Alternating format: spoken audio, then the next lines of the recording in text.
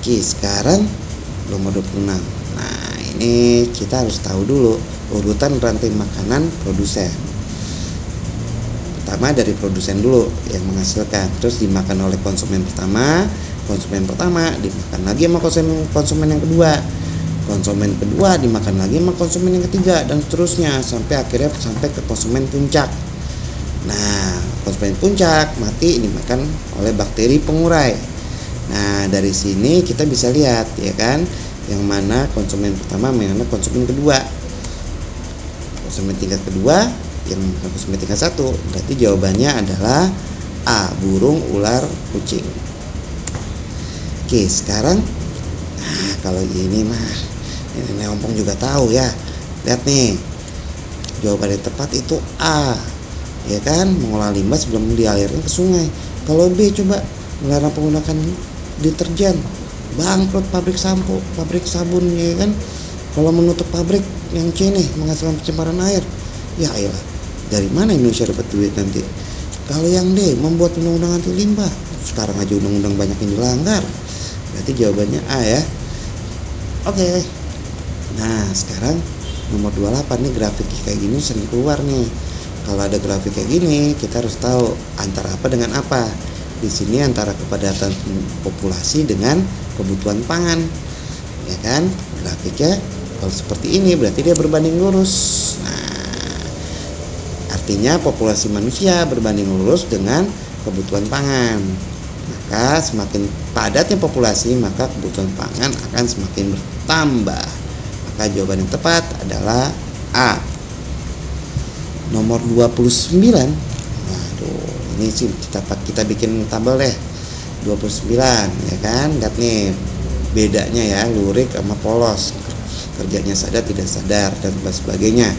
Nah, intinya di sini otot lurik ternyata berinti banyak di tepi, ya kan? Otot lurik bekerja secara volunter. Nah, berarti yang paling aman ya jawabannya D, ya kan? 30.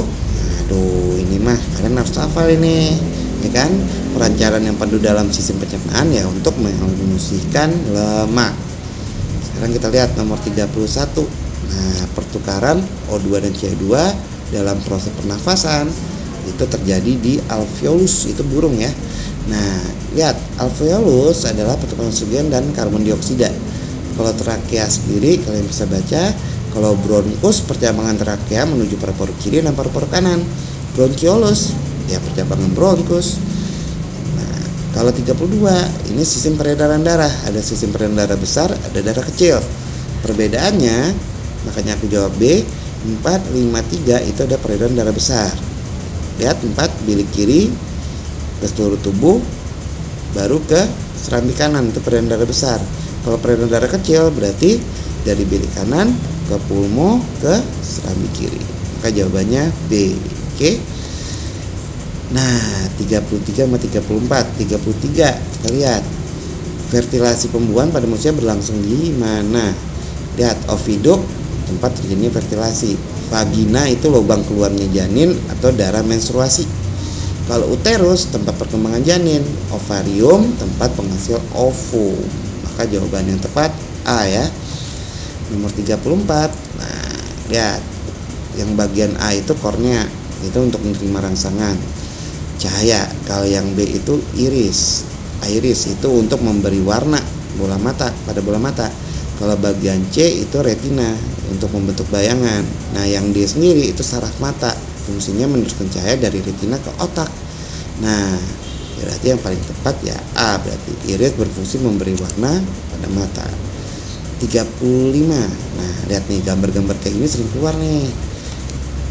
Yang gambar Y ya. Lihat gambar Y ini apa ya? Set. Nah, itu adalah tempat terjadinya fotosintesis. Ingat, jaringan Y yang gambar ini adalah jaringan tiang yang mengandung klorofil sebagai tempat fotosintesis. Yes. Nah, 36. Menutupnya daun putih makhluk tidak tersentuh merupakan contoh gerak seismonasti. Kenapa? Seismonasti gerak berdasarkan rangsangan atau getaran. Oke. Kalau fototropis, ingat aja foto, berarti berdasarkan cahaya dan sebagainya. Oke, berarti jawaban yang tepat adalah D. Yes lagi. Nah, sekarang lihat gambarnya juga sering keluar nih, ya kan? Perlakuan yang mana nih yang tepat nih? Nomor 3, ya kan? Lihat bawah nih.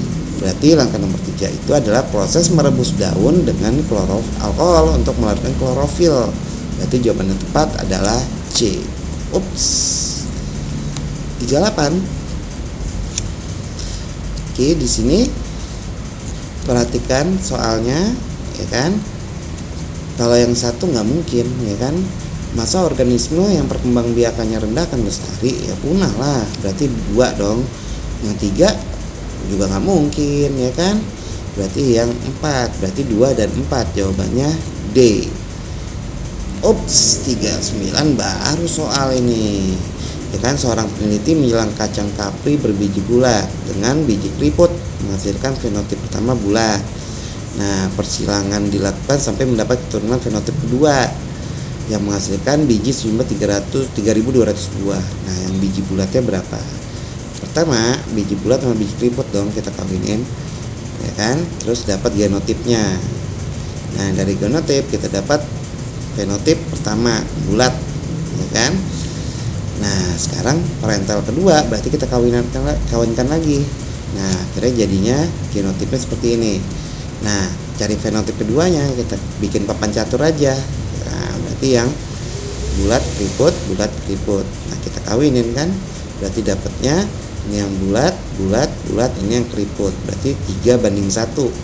Nah, karena yang ditanya 3 jumlahnya, maka kita 3/4, ya kan? 3 yang bulat per keseluruhan 4 dikali sama jumlahnya totalnya, maka dapatlah biji bulat adalah 2.400 biji. Jawaban yang tepat adalah C. Oke, terakhir 40. Nah, ini mesti kalian hafal juga nih, ya kan?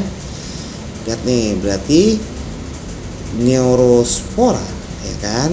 Para neurospora dalam pembuatan oncom untuk menguraikan ampas kacang kedelai dengan enzim yang dikeluarkan oleh jamur. Oke guys, oke, selesai sampai sini. Sampai jumpa ke pembahasan prediksi WNIPA bagian kedua. See you soon.